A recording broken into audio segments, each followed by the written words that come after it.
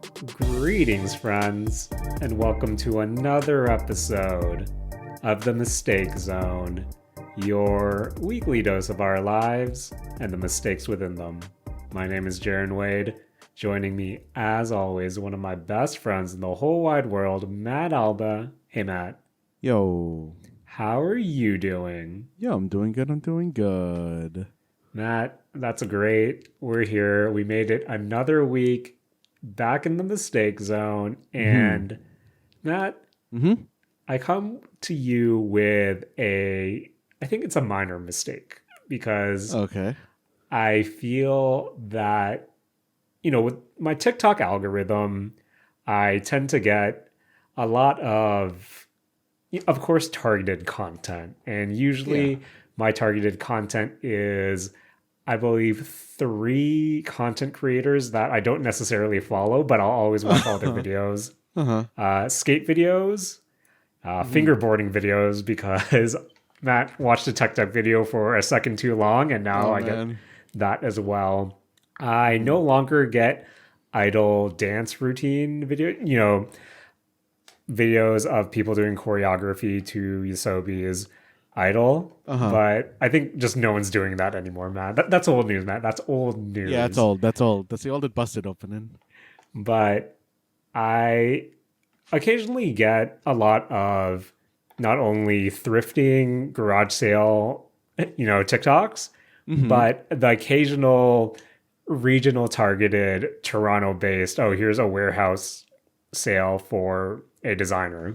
Oh, nice. Okay. And the other day I was scrolling through TikTok and I got a notification or not a notification, but a served content for Matt, the childhood brand that I adored growing up. Apparently there's a Bape warehouse sale going on at Vaughan right now, which is, I think, 2 hours from where I live right now. And I believe from the Saturday morning arcade clubhouse, Vaughan is, like 45 minutes an hour? Yeah. So there's a Bape warehouse sale going on right now. And Matt, when I was served that video the other day, for some reason, I got a lot of FOMO thinking, okay, it's 2 hours from where I am. And the hours are kind of weird. It's 11 a.m. to, I think, 5 p.m. And it only lasts until Thursday. So 4 days running. And Matt, for some reason, I got hella FOMO from watching that because for some reason I wanted to, just go. Me, Matt, I love browsing. At the very least, just browsing at a good expo, warehouse, things of that nature. And I was getting a lot of FOMO because I was really considering, do I take work off to drive up to Vaughan as much as I hate driving? And Matt, want to know how bad the FOMO got? How bad, Jared? Last night I dreamt that I went to the warehouse sale. Jared, that's just a sign. Jared, you gotta go to make up for how much you overpaid for that one hoodie when you went to Korea. That was exactly what was going in my mind. And Matt, I come to you asking, do you sometimes fixate on the most random things to the point where it causes you to dream about it that following night? Yeah, I think I commonly do. Jared, I was dreaming about like VHS tapes last night. Okay, Matt. Now, Matt, does this relate to the latest, not necessarily the latest, but that thing that was going around where Pete Davidson said that, I bought 3,000 to 5,000 VHS tapes, and I'm hoping that in a few years it's going to come around just like vinyl records, and I'll have the market cornered on VHS tapes. Oh, man, I didn't know about that, but man, I'm glad I've been like hunting through my old boxes for VHS tapes and finding old like video VHS copies of Superhuman Samurai Cyber Squad. Now, were these official videos, or were you like me where you were obsessed while you were growing up by buying blank videotapes and essentially recording music videos, recording things off Teletoon and YTV? What was your VHS game like growing up, Matt? My VHS game, actually, we never really recorded stuff off TV that often. We had the two VHS decks, and we would go to the video rental store of our choice and record them off of our rentals. That's how we jammed. Matt, that is Uh-huh. next level. And wow, I Jared. feel like Uh-huh. I think back to the VHS and how it was such a fun feeling where you would get, you know, trade tapes with your friends of, oh, Hmm. hey, I recorded a bunch of Teletoon at night cartoons, you know, you can borrow it. Or, hey, I recorded WrestleMania. Do you want to borrow it for the weekend? And I feel like that's a lost art, but there was something novel about just handing someone a physical tape. And that, Hmm. I don't know if you remember this, but do you remember our running goof from when we were in early high school? Remember when we used to do little skits Hmm. and we would try to do a lot of assignments on video? Uh-huh. And do you remember our early high school goof of, oh no, guys, I accidentally handed in my, what was it? What was the civics and careers assignment? Uh-huh. But it was actually a tape of Bible Black. Uh-huh. Matt, do you remember Classic. that goof? That's a classic goof. Matt, Oh we man. were some questionable high schoolers who grew up to Hmm. be questionable people in their mid 30s recording a podcast about anime and a video game adjacent topics. Jaron, something that threw me off is that when I was looking through these VHS tapes, I found a VHS recorded copy of Shaman King. I didn't even know that Shaman King and VHS tapes overlapped in time. That Venn diagram wasn't something you expected, huh, Matt? Hmm. Hmm. Have you gone to the, or have you either started or are you thinking about digitizing some of these VHS tapes? I am currently in the process of digitizing. That is why I was going through this VHS kick. Oh, so do you have one of those VCRs that lets you digitize or connect No, via? I basically got a dongle that plugs into any RCA and lets you record. Oh, that's Matt. You might have to link me to that just because there's a lot of family VHS tapes that Hmm. I've been kind of loafing on, and I should probably digitize. Uh-huh. Oh man, Jared, it's so sad when you get to a old family VHS tape and it won't play anymore and you're like, "Damn, Oh no, missed out Matt. on it." That's what I fear the most. So Mhm. yeah, I really need to look into kind of digitizing all these tapes and probably finding a few dozen hard drives to keep them in and back them up in. Matt, Mhm.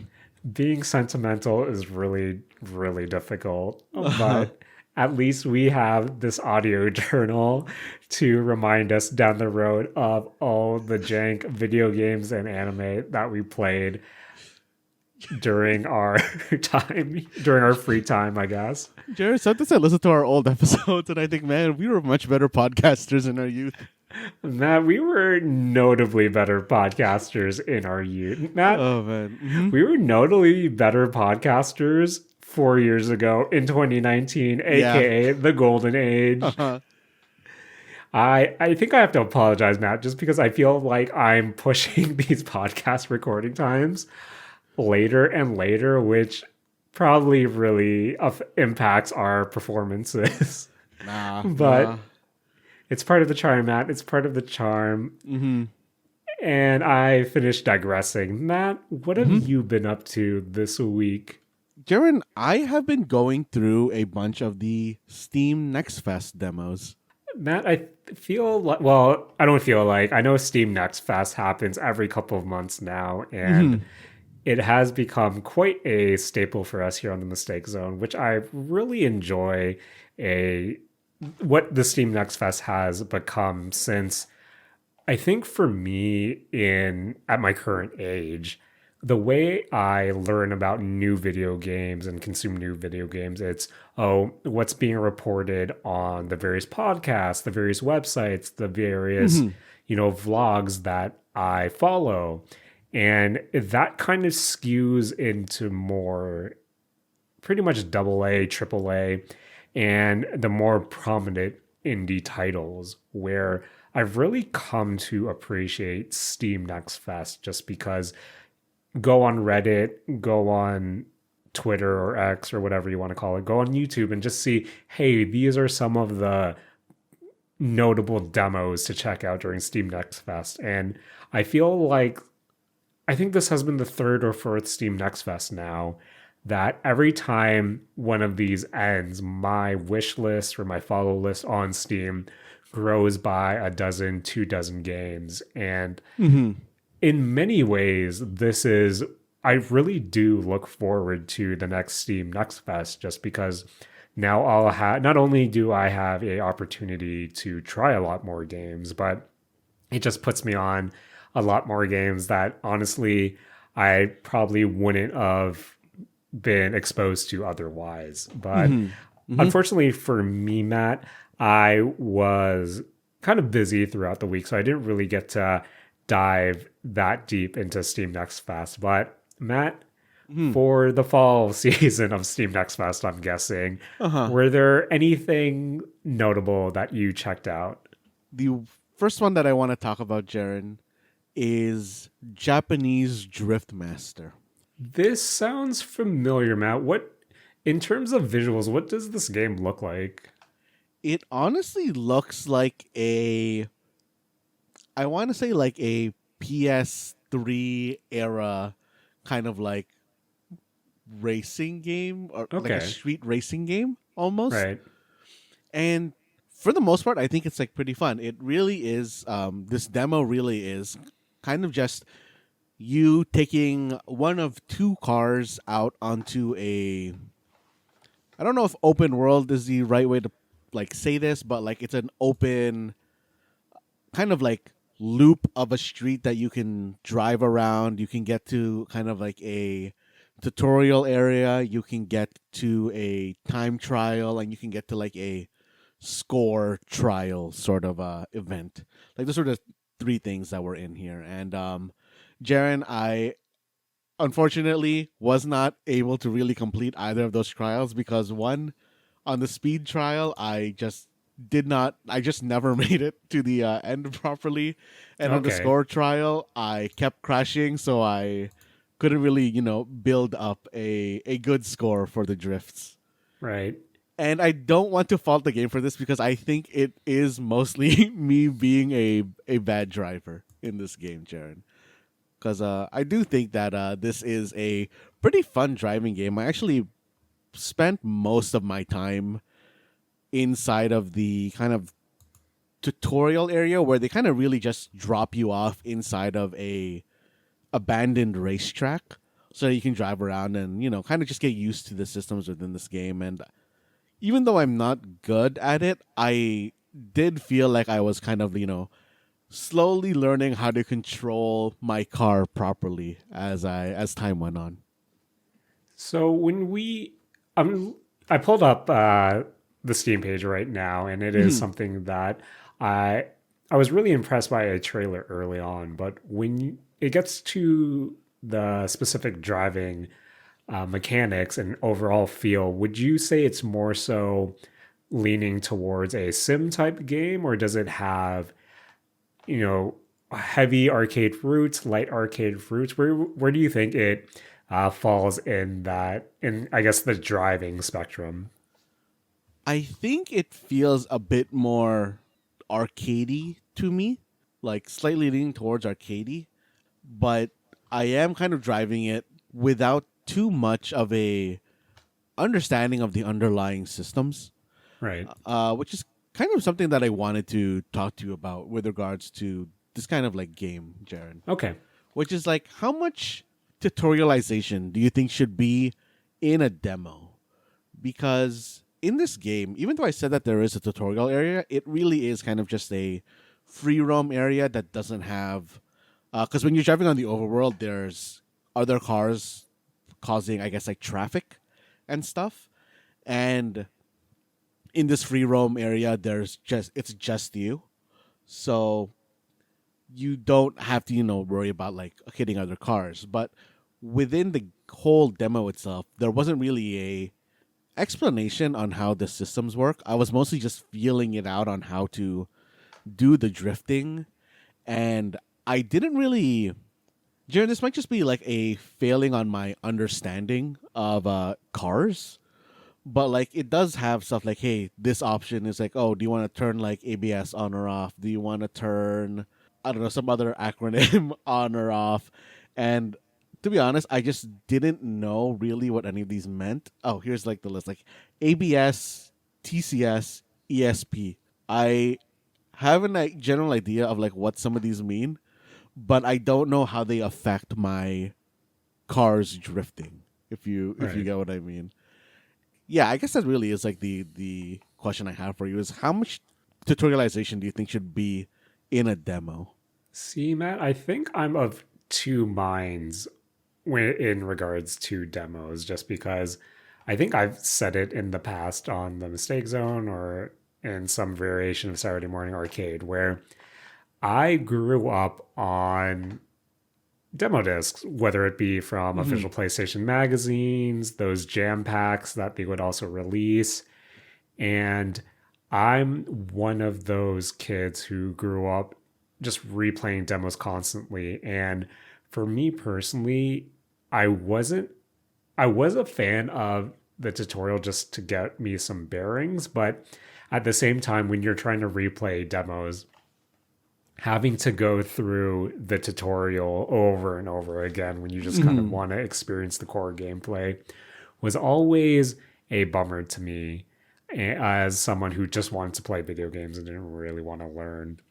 I think as a promotional tool and something with Steam Next Fest, I think the idea of the demo that I'm used to is that slice of the game that is from the first part of the overall release, where you are kind of exposed to the introductory chapters or the introductory moments, and that usually corresponds with tutorial. Mm-hmm. And I think as someone who now has more limited time, and personally, when I do get hands on with the demo, it's usually one and done for me, where Mm-hmm. I do normally appreciate a tutorial just so I can get my bearings and then explore what they're offering. If it was something more open world, I would kind of hope that the tutorial would be optional. So something with Japanese Drift Master, since drifting can be a lot more technical and Mm-hmm. you want to have your at least the bare basics going in to really explore what slice of the game they're serving you. I think in this instance, I would like a optional tutorial, but at the same time, I understand that sometimes a development team, or more often than not, when you're kind of releasing a demo, Mm-hmm. you have a subsection of your team solely dedicated just to that demo. It's not necessarily like, oh, let's develop our game and then take this chunk of the game and just release it as the demo. Usually, Mm-hmm. sometimes those are separate products, in on itself. But I think for me, it's it's half standard where I'm expecting the first part of the game, which obviously includes the tutorial. But at the same time, I'm not going to hold it against a demo if it doesn't provide that, just because, again, Mm-hmm. it's a demo. If the developer or even publisher believe that having that tutorial will help with actually promoting the game and get people interested, then it's fine. But also, Mm-hmm. if it's kind of early on, I'm not really expecting much, but I'm expecting kind of the bare minimum of at least a loading screen telling you what's going on, like a controller screen before you press A and continue on. But that's Mm-hmm. kind of my thing of it. And now that you had some time with Japanese Drift Master, Matt, where do you kind of fall on that tutorial question? For this game in particular, I kind of wish that there was a tutorial. I think for any kind of new game, like whole new franchise that I'm going into, I would like a tutorial for that sort of for that game if I was playing a demo. But if I was doing something like, oh, I'm playing like a Smash demo, at that point it's like, oh, you're an established franchise. You can go in with Yeah. like previous knowledge. Like there's something there that I don't really require a demo to have as much tutorialization. But for me, going to Japanese Drift Master, not knowing how the drift mechanics work, I kind of went in with my own, I guess, like biases towards how the drifting should work, which is that I thought, hey, the drifting should work like Mario Kart, because Right, that's the most right. recent game I played that had drifting in it. And Jaren, this does not at all control like Mario Kart. I think like the thing that really threw me off is that you don't have to like, tap a button to initiate drift. Like Okay. if you like slide the control stick far enough, you'll start drifting, and you have to like turn out to like keep your drift at a certain angle. And oh, Jaren, I guess another thing, I played this with the controller, and you know me, Jaren, I deeply prefer to like play a lot of my stuff with a keyboard. Right. The only reason I switched away from the keyboard, and I think it was actually good because having a racing game's like gas pedal mapped to a analog trigger is probably a lot better than just holding down a space bar to For sure. accelerate. But Jaren, you couldn't rebind your keys The demo, right? in the demo, Yeah. and for the most part, maybe that's okay because you don't want to like put that in. But Jaren, I think like the huge like sin of this game for me is that it controls with arrow keys instead of WASD, and I thought that was I hate gross. that. I hate that. As someone who has I believe it's a 60% keyboard, Uh huh. and I don't have access to my arrow keys unless I hold down the function key as Mm-hmm. well. I hate that, Mm-hmm. Matt. I hate It's that gross. so It's much. gross.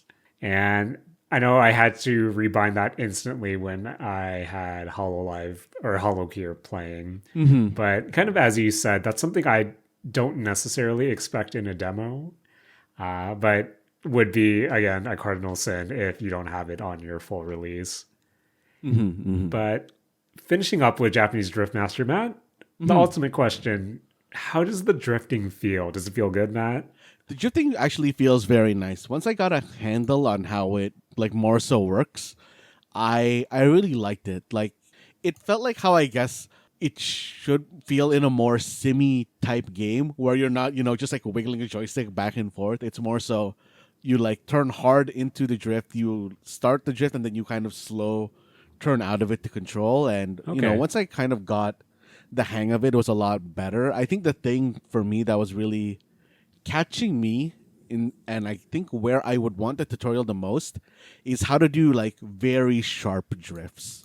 Right. Because when I was doing those, I found that I would spin out, and I never really like got the hang of how to control those properly. But the more wide drifts that you can kind of like, link back to back as you're like snaking along a thing that makes it look fun. It's like I think those were really fun for me, and I overall think like the game has a lot of potential to it, and I'm looking forward to seeing what the full release is gonna bring.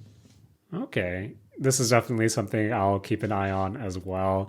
That was Japanese Driftmaster demo, now available on Steam. But Matt, Hmm. there were plenty more demos than that. Was there anything else that you checked out? So, Jaron, another demo that I played, and I guess while we're also still on this kind of like controlling things sort of topic, is Jusant, which is basically kind of a game that's all about kind of finding a path up a wall. It's like a wall climbing sort of a game. Basically, like, an Assassin's Creed or Uncharted kind of a sort of situation as you're climbing things. Okay. But Hmm. Matt, when I Hmm. play me a Uncharted or when I play me a Assassin's Creed, I as much as the climbing puzzles are pretty thought out, I would say, Hmm. uh, I also feel like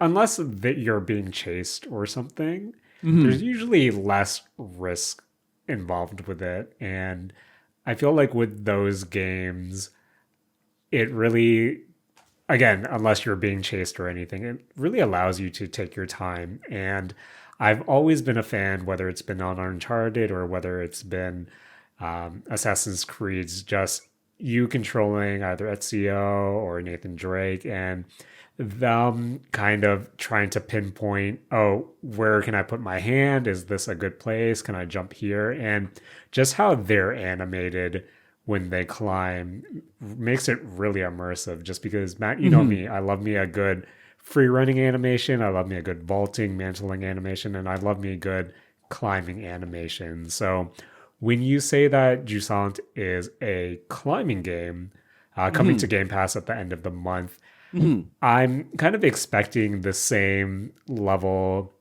of care as I've seen in Uncharted, as I've seen in Assassin's Creed. And when you say that it's also a puzzle game, that having climbing at the forefront makes me really excited. But Matt, Hmm. Hmm. you know, you've known me for a while. Do you think this is a Jaren game? I think that it could be a Jaren game in the sense that I think that this is a very good podcast game. Okay. But I think that it maybe also has like one big caveat there, Jaren, which Okay. is at least in the demo, this game has unskippable cutscenes. These cutscenes aren't anything too crazy. The game itself isn't really like there's no dialogue. At least there wasn't in the yeah. There's no dialogue within the demo itself. It's all very kind of interpretive kind of a story. But I really did not like that these cutscenes were unskippable because they were like 3 4 minute cutscenes and I wasn't Oh, that's about like rough. sitting That's around rough. that in a demo. Like Jaren, I think that in 2023 that cutscenes shouldn't be unskippable anymore. And I don't know like where you stand on that kind of opinion. I think for me personally, I'm of the mindset of the first, at the very least, the first view of a cutscene should be unskippable. But if you've already watched it once, you can skip it afterwards. But at the same time, I feel like you should just be able to skip Mhm. cinematics in general. As someone who comes from mobile gotcha gaming, Matt, and make sure to tap that screen until I see the skip button. Mhm. I do think it should be a crime if um, instances like that aren't skippable, especially if it's right after or like, you know, relatively close to a checkpoint where you're forced to rewatch it. And if this is a climbing puzzle game, I would hate that, you know, watch a cutscene, fail a climbing puzzle, and then have to checkpoint right before that cutscene plays. I think that would be a big Mhm. kind of deal breaker for me. Was that something that you ran into, Matt? Where did did you fail a climbing puzzle and have to rewatch a cutscene, or is it just the mindset of, oh, it's a demo, I don't actually want to quote unquote spoil the story, so I just want to skip it here? No, I didn't fail any like particular what do you call it? Any climbing puzzles. The game itself actually has a nice way of checkpointing you so that you don't really have to go too far back whenever you kind of like fall.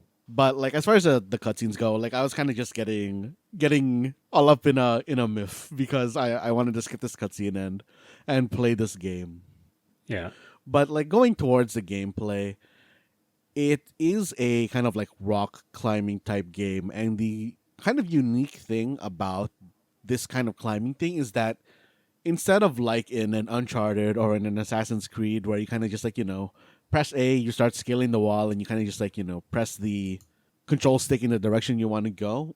This kind of controls like I guess like a gang beast sort of situation Okay. where like your left and right triggers individually control the grip for your left and right arms. Oh, that sounds interesting to me. I can't really wrap my head around it right now, but it's honestly, Matt, now that you mention it, I'm kind of thinking about Gang Beasts in general, where I Uh-huh. believe the last time we played, uh, there were instances where I was almost knocked out of the ring, but was able to grab onto, say, a wall and then climb Mhm. my way up. Mhm. Mhm. And in if it's like that, I feel like that might be too wacky for me. How does that control scheme work with the animation of climbing? So for the most part, when you're on the ground, it doesn't really matter too much. Once you get onto the wall, you obviously have to grab on with something, right? So you're either going to grab with your left or your right trigger.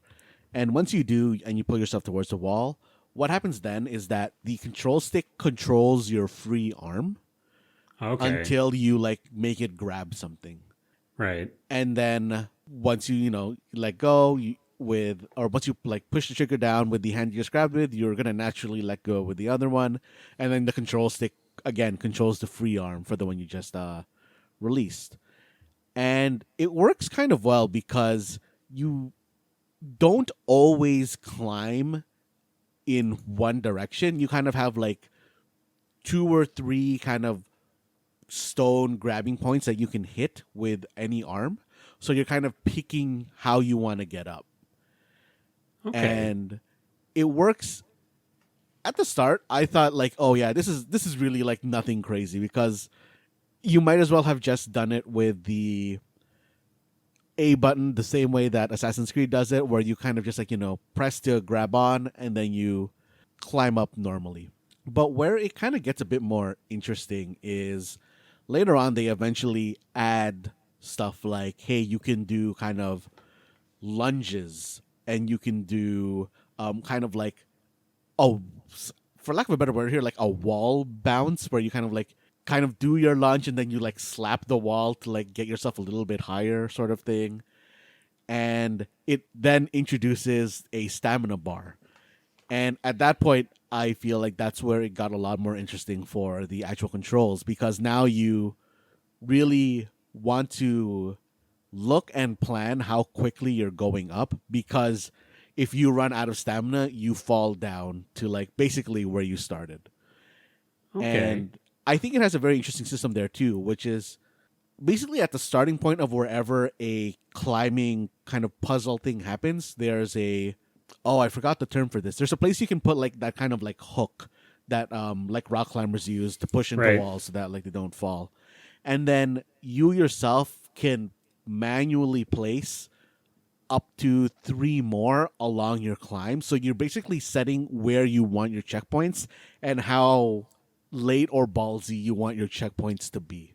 That's Because you, actually pretty cool, yeah, Matt. because you can't pull them out until you either get to the top of where you're climbing or you go all the way back down to the bottom and pull everything out of the wall, which I think is like a very fun, what do you call it? Fun mechanic, and I think that's like pretty good. And I'm sure that as the game goes on, you're going to be going for longer and longer climbs, which is really interesting. Okay. That is Jusant, the climbing game, Mm-hmm. coming to Game Pass at the end of the month, and I guess just being released at the end of the month. I Mm-hmm. think this is definitely something I will check out and get back to you when we actually get more hands-on time with the game. But Mm-hmm. Mm-hmm. Matt, Mm-hmm. what other Steam Next Fest games did you check out? I think the next one that I want to talk about is Europa. Right. Europa is a kind of cell shaded, I think, like wandering game. It is, to me, if you told me that this was a spiritual successor to Journey, I would believe you. And Okay. I'm not really sure like what genre of game Journey would be in. Like, do Yeah, you that's a good point. I think I still put that towards, I don't know.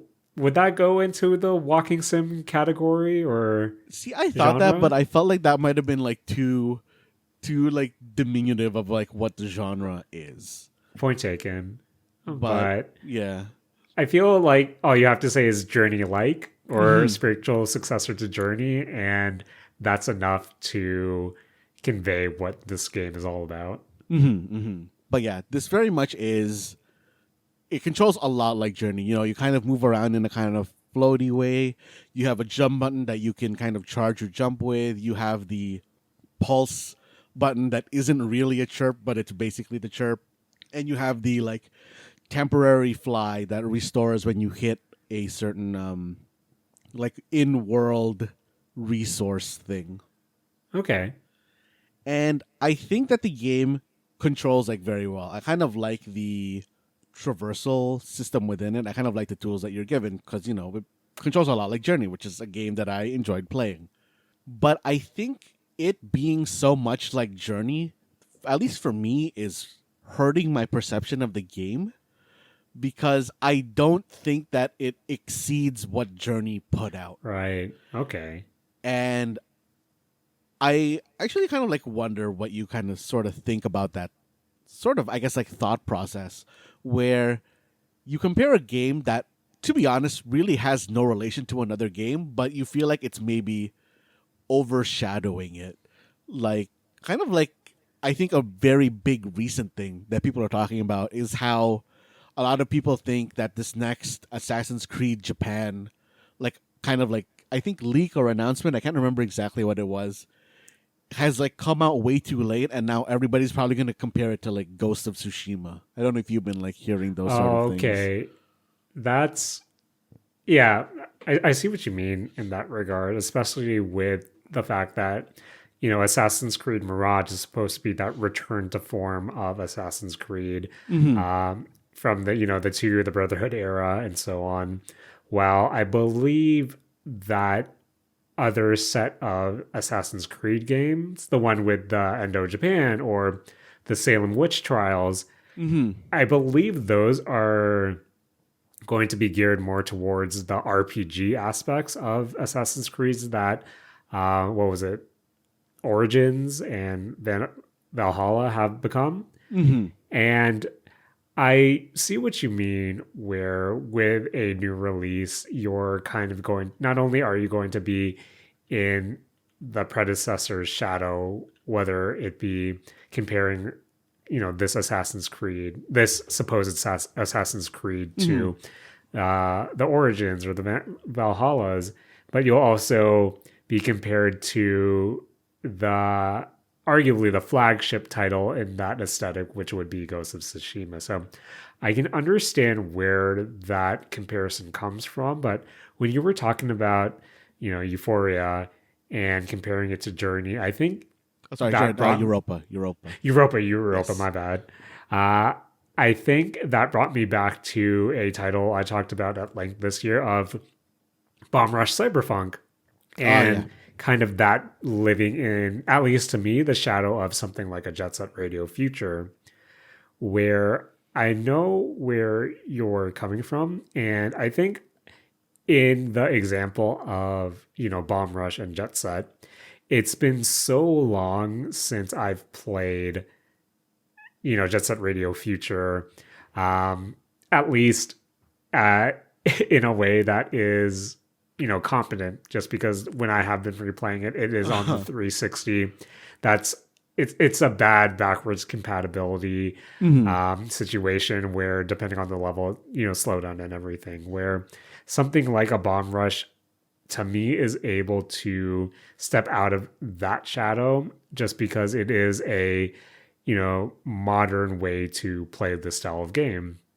Now Hmm. with Europa and you know living in Journey Shadow, um, I think the fact that Journey was a lot more recent and I feel like you can just play Journey makes it a bit harder. This is just me talking in theory anyway. For it makes me take a look at something like a Europa or any spiritual successor and giving it a unfair, harsher look just because the original quote unquote is right there for me, if that kind of makes sense. Where it Hmm. is unfair, I think, but it is the result of recency bias to a degree. And that notion of, hey, you'll never forget your first time and Uh-huh. everything afterwards, you'll have that as the comparison. Uh, that was basically a long winded way of saying Journey, for the most part, is still kind of too new and more accessible. Uh-huh. Where, as unfair as it sounds, I think I can see where people are coming from with that. Yeah, like I think that in and of itself, I think Europa is a solid. product. I just think it gets dwarfed too hard by something within the same genre as it, Right. because like I think the kind of scale that they're going for with the maps feels makes it feel like Europa is more constrained. Jaren, we talked about the rule of threes, I think like last week or the week before that in boss Yeah, with fights. Cocoon. Yeah. Uh-huh. And I kind of feel like I was seeing cases of rule of threes within Europa.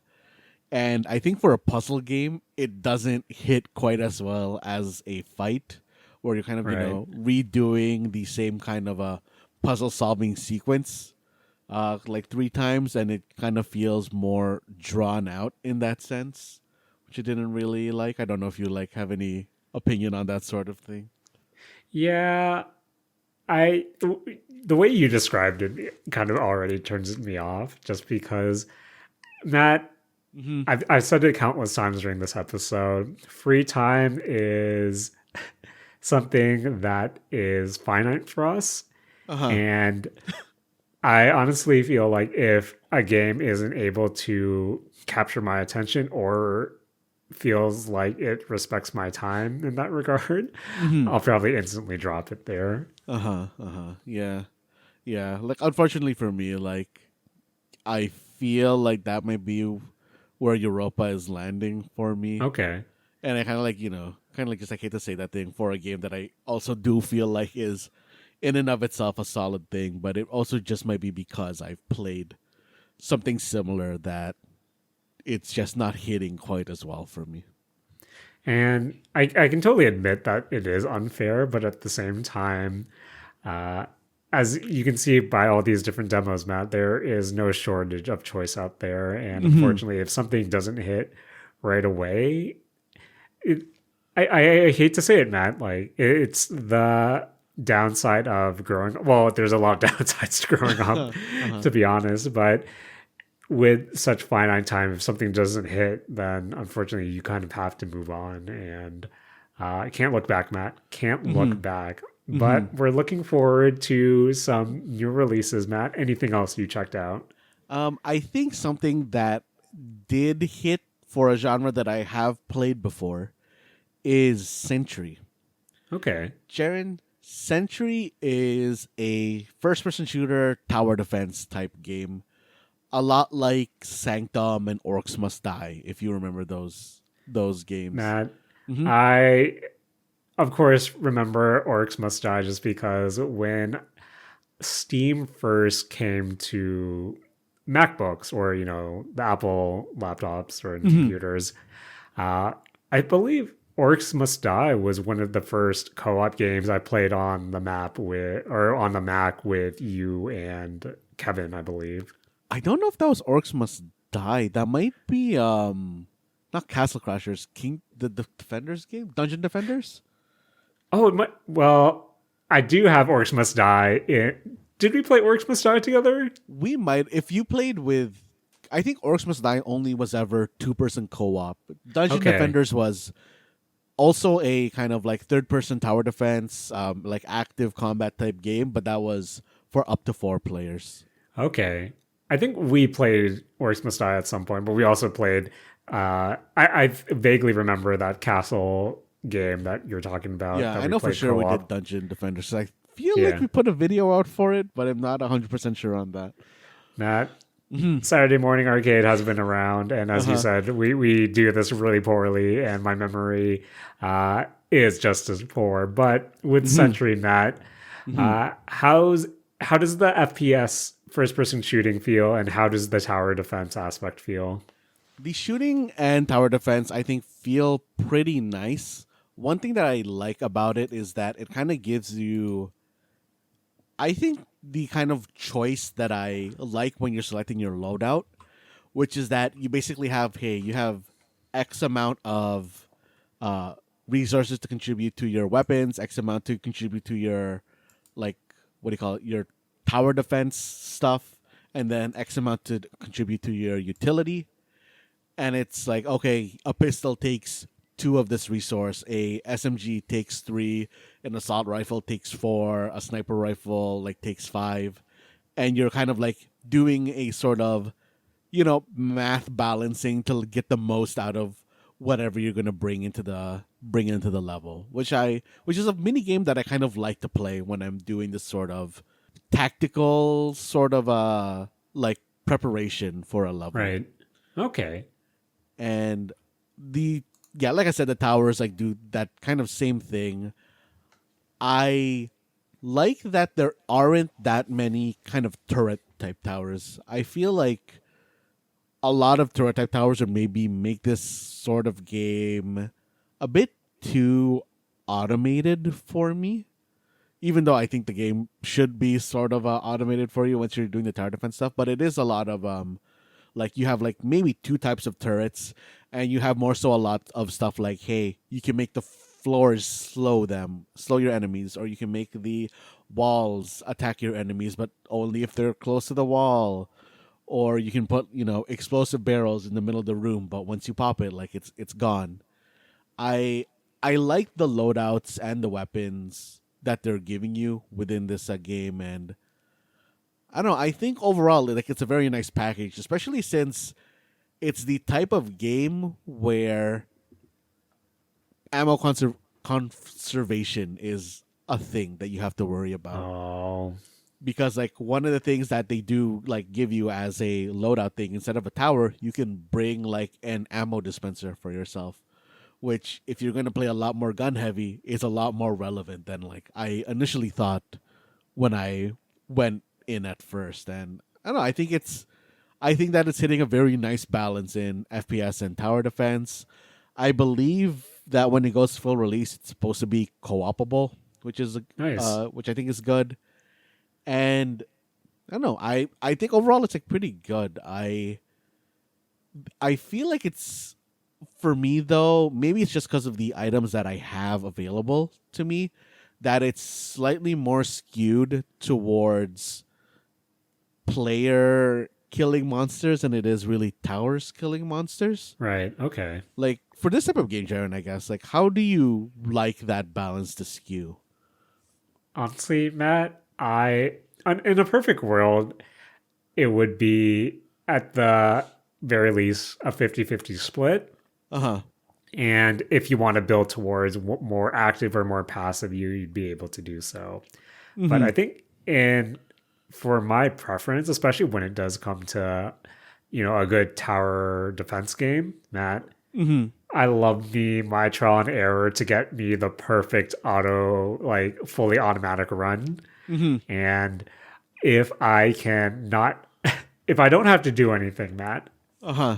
and I'm able to put together a good, solid defense lane or kind of kill route, I think Mm-hmm. I've done a good job, and nothing to me is more satisfying than kind of sitting back and watching your workout play and you going, okay, didn't let anyone through, didn't have to lift a finger. I think that's where I personally skew towards, where when you say that Sentry will also be co-op, I wonder if that balance also exists of, oh, what if one friend is more active? Can the other one, be more passive in their building? Or does there have to be a compromise between the two? Mm-hmm. Mm-hmm. Yeah, I kind of like am wondering that sort of thing as well. Because like when I think to like Orcs Must Die, I think it was just like you shared your resources, Right. so it didn't matter all that much. But yeah, like I hope that I can like at full release, I really hope that Sentry will skew slightly more towards the full automation side, because I that's also where I land in this type of Okay. game. Yeah, Matt, Mm-hmm. if I can fully auto a Arknight's run, I'll try to fully auto that Arknight's run. Mm-hmm. Mm-hmm. And Matt, I'm looking at your list of Steam Next Fest games. I believe you Yes. have two more here Yes. that caught your attention. Mm-hmm. Of the two, which one caught your attention the least? That's, I think the Last Flame is the one that caught my attention the least. Out of Okay. actually across all of these games, it probably caught my Really? attention the least. Okay. But for me, Jared, I think it was my biggest surprise across Okay. all these games. Because after playing when I went into Last Flame, I thought, okay, I just like putting this on my demo list to vary out the games that I'm trying out. But coming out of the Last Flame, I think I might legitimately just like get this game. Oh, nice. Jaren, this is a roguelike auto chess game. Matt, you're Uh-huh. saying words that make me really happy right now. Jaren, have you ever played an auto chess game before? I have. Okay. So, Jaren, I realize now, like kind of looking back at it, that auto chess is already basically a roguelike kind of thing that you do just against other people. Yep. But, kind of, Jared, I've said this before on the show. I'm a big baby. I don't like Same. playing against other people. So having a game of auto chess where I don't have to deal with the toxicity of TFT Yep. is, kind of my kind of package. And it kind of does have that kind of roguelike skew where, you have some runs where, oh, oops, I'm garbage, bad runs, but you also get those runs where, oh my god, I'm unstoppable. I don't even really have to do anything. And Jaren, just like we talked about in our tower defense portion, you get that sweet, sweet, oh, it's all done for me. I didn't even have to worry about it. Like they Nice. automatically Nice. deployed in the right way, and everything worked out. And Okay. I don't know, Jaren, like I think this is a legitimately fun kind of just auto chess sort of thing. It I do wish that there was a bit more kind of like hero variety. I think Right. heroes is what Right. they're calling like each unit. There was more like hero variety. I felt like I couldn't really skew away from a like, kind of just building a trifecta type build of make sure you get someone who can heal, make sure you can get someone who can do damage, make sure you can get someone who can tank sort of thing, which I guess is like kind of expected, but overall, like if you like auto chess and you like automation, this is probably a game to go for. I think it's solidly built. It has like nice roguelike mechanics. It has good kind of choices between where you want to go. And I think for me, one of the things I really like is when a roguelike game, especially in the kind where you're kind of like a picking off a branching path, gives you I think what I consider to be like good events where it isn't particularly like, oh, obviously you want to do this one thing. I think the kind of like choices that you get in the event of, hey, I want to pursue the combat portion of this, or I want to, pursue the dice roll portion of this, or I want to pursue the kind of like runaway portion of this are all fairly balanced in terms of like how they or like what they're showing you. Okay. Matt, Mm-hmm. one more question to see if I'm fully sold. Uh-huh. How would you describe the aesthetic of the game? Jaren, oh, okay. Jaren, I don't think the aesthetic's particularly good. Oh Jaren, the aesthetic's no. like kind of rough. It is very much like Warcraft 3 mishmash a hero aesthetic. Kind of like I legitimately would not have been surprised to see this in a like Warcraft 3 user map settings kind of game. Okay. I think like maybe the aesthetics is definitely the weakest the weakest part. I don't particularly like the fonts that they use. The whole Oh like no. I think like yeah, aesthetically like it really isn't great. It's not bad. I wouldn't say it's good though. Like Okay. but yeah, like that's definitely I think for me the weakest part of it. All right, Matt. Looking forward to the anime adaptation uh, coming to from a shady third-party mobile developer in the near mhm, future mhm, with gotcha element shoved up the butt. But the mhm. last flame still sounds good on Yes. paper, and yeah, Oh, I'll continue to follow it as well. Jared, on that quick gotcha note, Jared, just so people know, because it doesn't really show it on the Steam page, Astra Knights of Veda is a gotcha game. I did not expect that. I was so confused when I launched that game and it asked me to sign in with Google. And I was like, Nope. No what is thanks. this? It's like, oh, you No sign in with thanks. Google or your Apple account. And I like looked it up like, okay, wait, what is this actual game? And yep, that's a gotcha, Jaren. Nope. No thanks. No Uh-huh. thanks. I have enough of those on my phone Yeah. already. It's unfortunate because that game kind of looks fun because it kind of does look like it reminds me a lot of Dungeon Fighter. Right. And this is made by a Korean company, so that makes sense. Yeah. And the aesthetic is very, very good, Right. which is all things that gotchas do to bring you in Yep. and milk you for that sweet, sweet money. But Yep. yeah, Jan, I couldn't let myself get sucked in. I'm spending too much time and resisting spending money on Arknights. It's okay. I'm trying to resist spending money in Nikkei since their first year anniversary is coming up in a few weeks. Oh man. But Matt, Hmm. Hmm.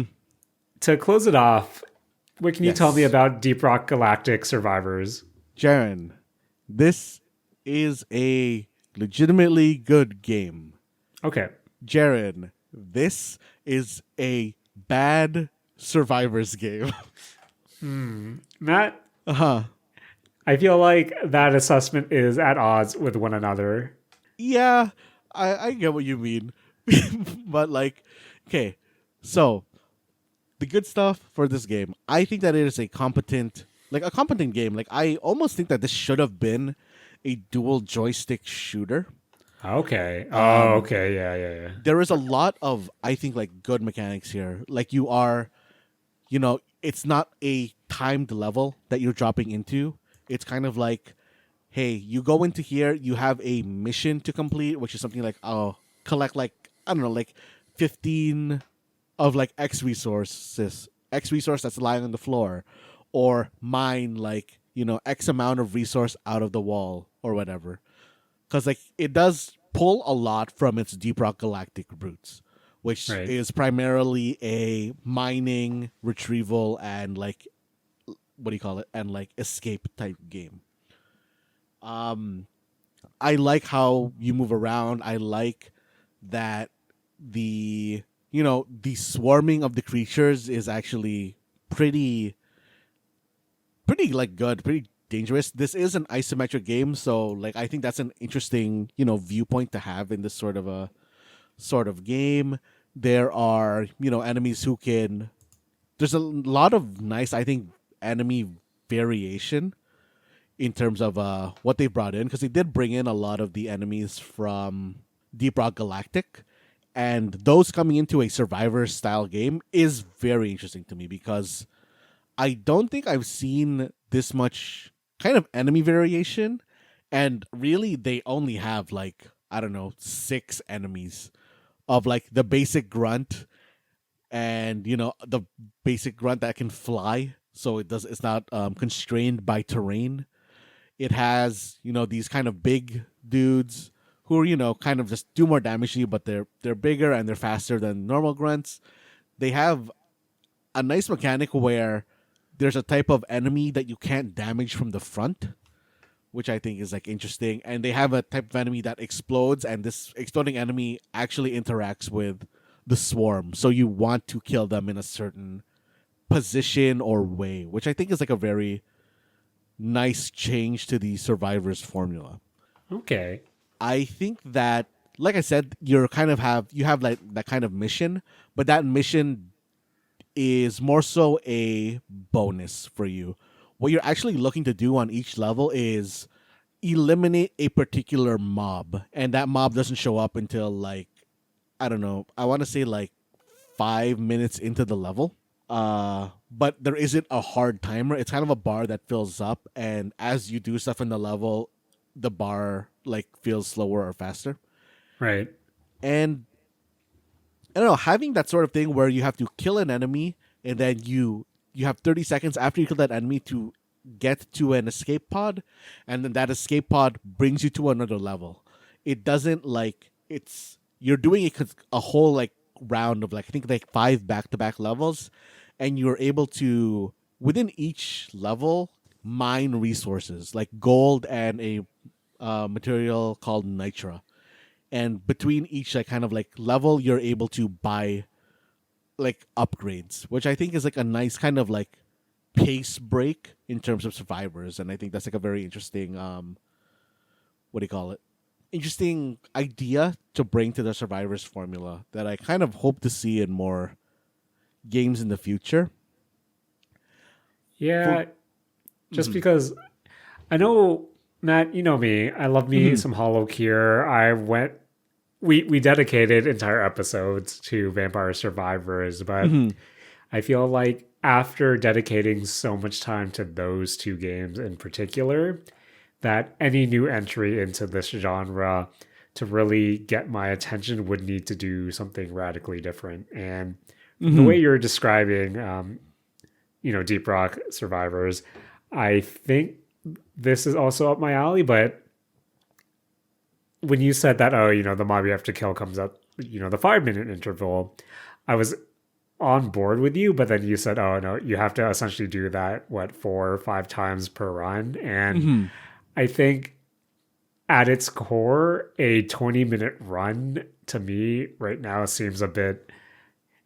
I feel like after I've dedicated that much to Vampire Survivors and Hollow Gear, I don't think that sounds that appealing to me anymore. I see. I mean, like you are essentially doing a 20-minute run, but Yeah. like it's just divided into 5 minute segments.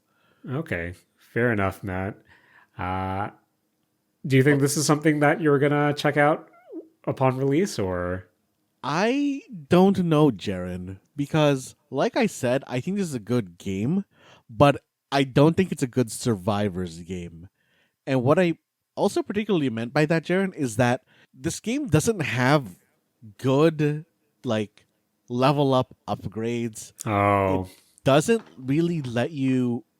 I think the thing for me is that this game doesn't let you really create a build for your character as you're like leveling up within the round. right. Like you are basically hard locked to the weapon you start with, and then like one new weapon every, I think it's like every first like 5 levels, then 10 levels, and then 15 levels. The guns themselves don't really change all that much. It really is kind of just a, when you're getting upgrades, like, hey, make your guns shoot faster, make your guns do more damage, or make your guns reload faster. And Jaren, I think the reloading thing is what really threw me off, Okay. because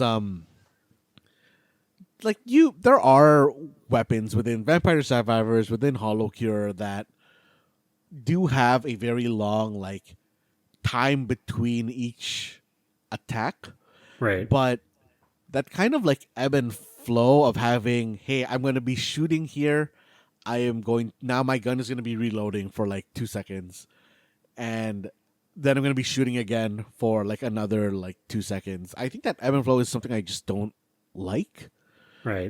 especially since all the guns are very gun like, and they don't do anything more than shoot in a straight line.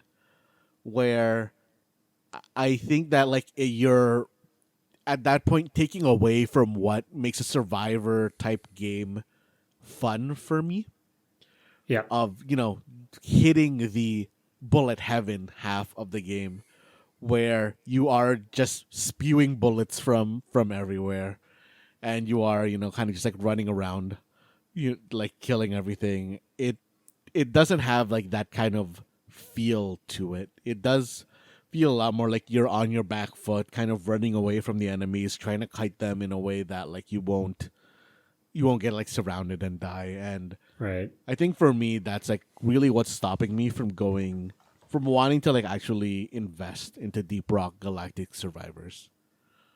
Yeah, I think from the way you described it, I think this brings me back to when I first played Vampire Survivors, where it almost made me want it to be a twin stick shooter. And luckily Mm-hmm. now between Vampire Survivors and Hollow Cure, I kind of get both itches scratched. And while um, Deep Rock Survivors does try some new things from the sound of it, I'm not sure that I'm ready to commit to this type of game again, Matt, especially where let's face it, in these survivor games, you're building to the point where, similar to a tower defense game, you want to be able to, for it to play itself. You want Mm-hmm. to be able to alt tab or look away from the screen and look back and still be good. So I think from the sounds of it, it's taking the survivors aspect a lot more literal, but Uh-huh. unfortunately, that's not the survivor aspect I kind of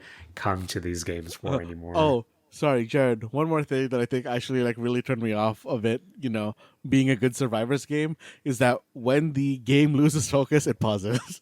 Oh, well, Yeah.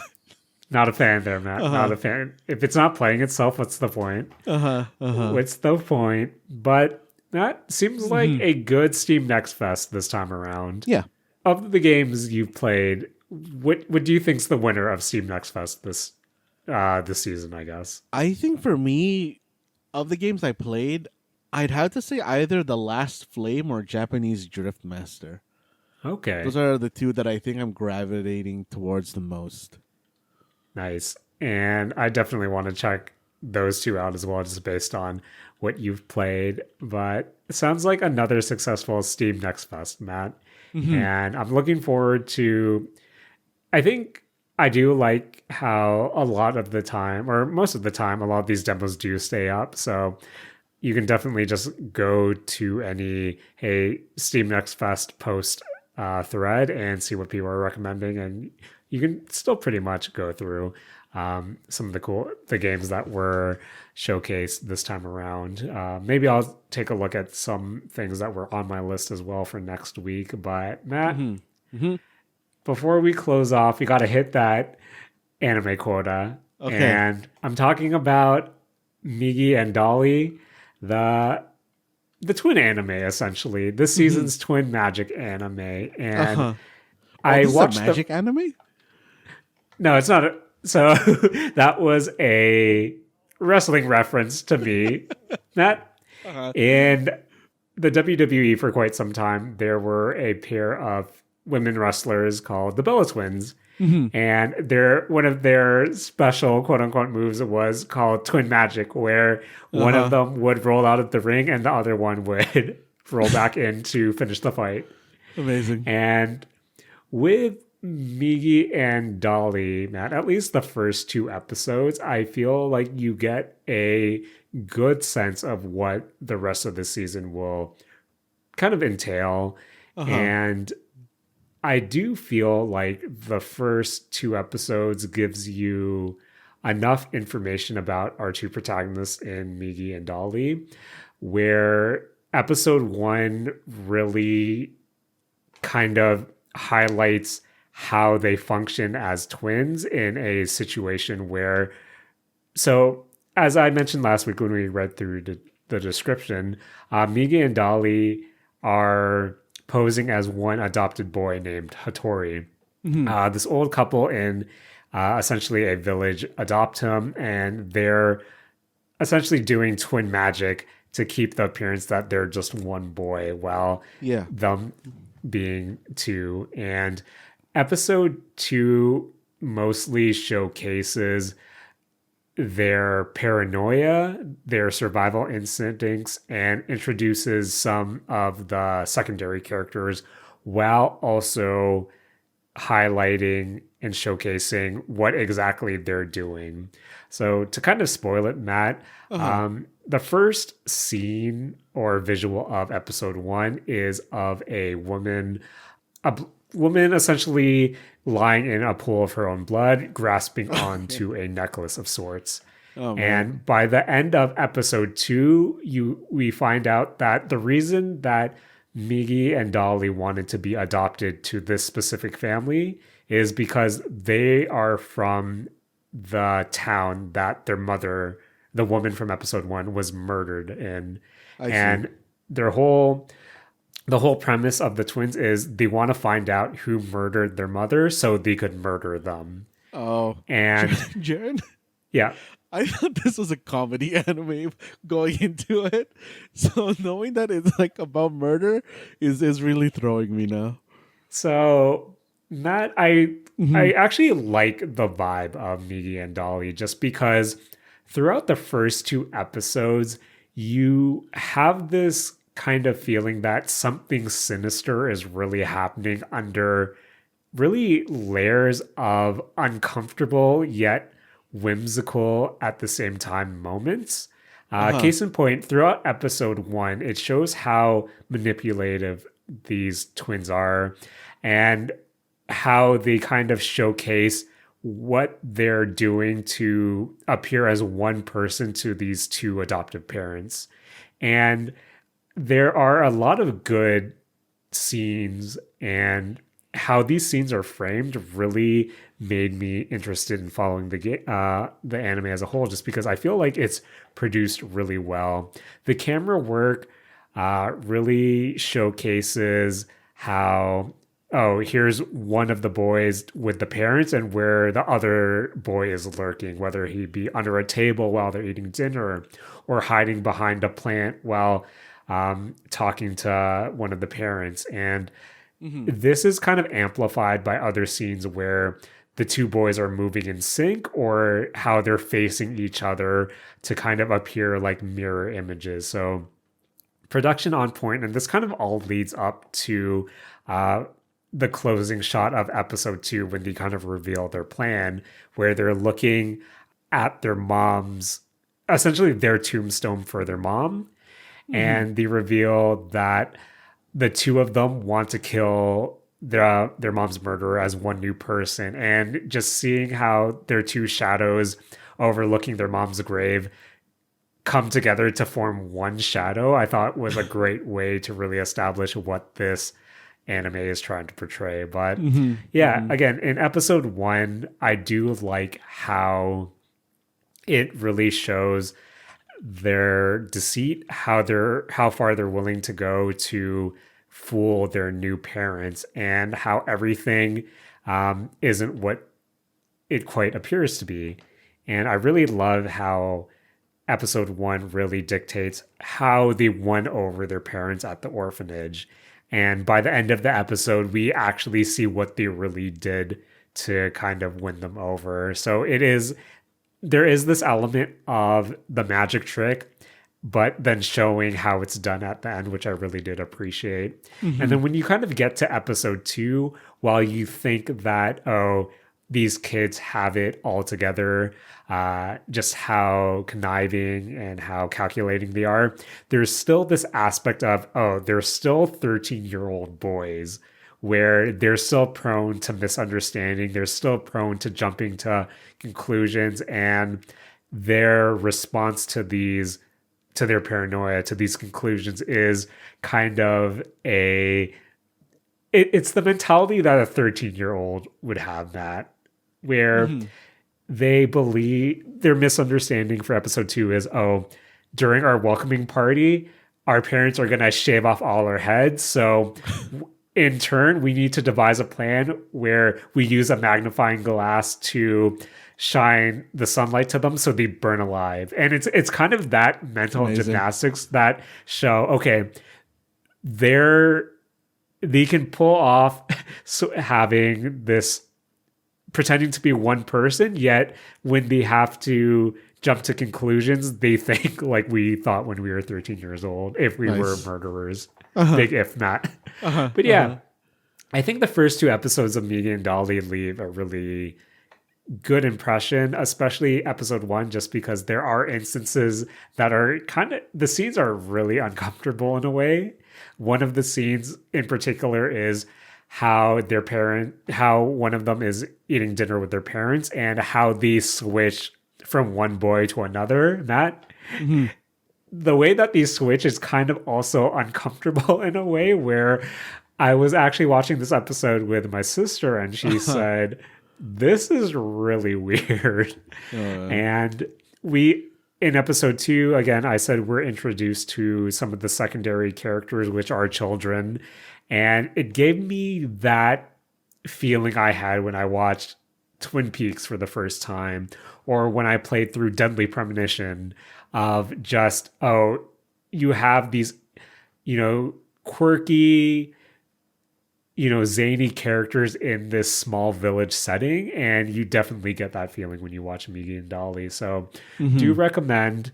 It is uncomfortable, but in some respects, but at the same time, I'm really curious to see how they go about, finding out who murdered their mother, while kind of balancing this act of pretending to be one boy, especially with one of the NPC kids in episode 2 having a hint of something is definitely off between this kid. But yeah, Matt, do you recommend if it's something to check out?